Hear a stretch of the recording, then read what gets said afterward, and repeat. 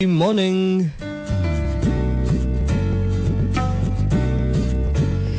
મારી પ્રિય ઋતુ, માય ફેવરિટ સીઝન. એક 13 વર્ષના બાળકે એક્ઝામમાં એસે લખ્યો, નિબંધ લખ્યો.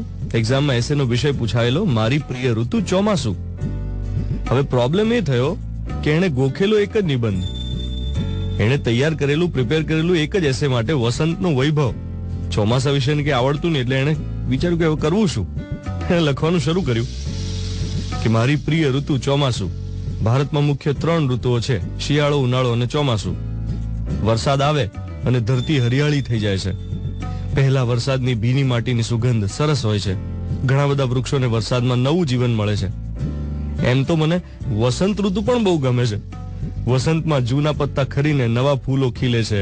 પાનખર પછી વસંત આવે, નવા પુષ્પો, નવા પર્ણો, નવી સુગંધ. સમગ્ર સૃષ્ટિમાં વસંતનો વૈભવ છવાઈ જાય છે, વગેરે વગેરે વગેરે. ટૂંકમાં એણે ચોમાસા વિશે પહેલી 2 લાઈન લખી.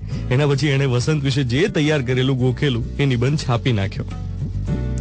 હવે નિબંધને છોડો, જરા એ વિચારો કે જેમ નદી દર વર્ષે સુકાય અને એમાં નવું પાણી આવે, જેમ ઝાડ દર વર્ષે સુકાય અને પછી એમાં નવા પાંદડા આવે, એને નવજીવન મળે, એ માણસને દર વર્ષે નવું યૌવન કેમ નહીં મળતું હોય? માણસને દર વર્ષે નવું યૌવન કેમ નહીં મળતું હોય? જો માણસને વર્ષે વર્ષે વસંત મળી હોત તો, જો માણસને પણ વર્ષે વર્ષે આ પ્રકૃતિની જેમ ફરી ખીલવાનો ચાન્સ મળ્યો હોત તો, વિચારો કે એક જ લાઈફમાં આપણને દર વર્ષે 1 થી વધારે વાર જવાનીને, યુથફુલનેસને વધારે વાર માણવા મળી હોત તો. ફિઝિકલી એ પોસિબલ નથી, પણ મેન્ટલી છે, બિલકુલ છે. મેં જોયા છે એવા કેટલાય 60-70 વર્ષના યંગસ્ટર્સ જે શરીર ભલે પાનખરમાં પ્રવેશી ચૂક્યું હોય, પણ મનથી તો એ જલસેદાર જુવાન હોય. તો આપણે પણ એમની જેમ રોજે રોજ નવી તાજગી, નવા વિચારો, નવા જોમ સાથે દિવસની શરૂઆત કરીએ.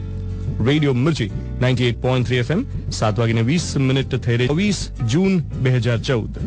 હું છું Dhvanit. Good morning my dear.